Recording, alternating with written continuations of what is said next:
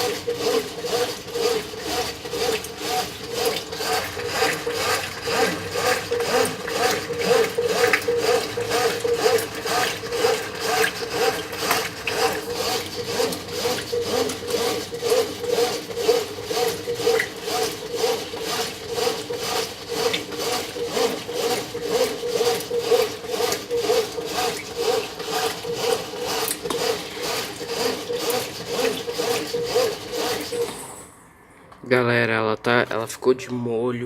Então eu vou, com licença, gente, eu volto daqui a pouco. Espero que vocês tenham gostado dessa lavagem.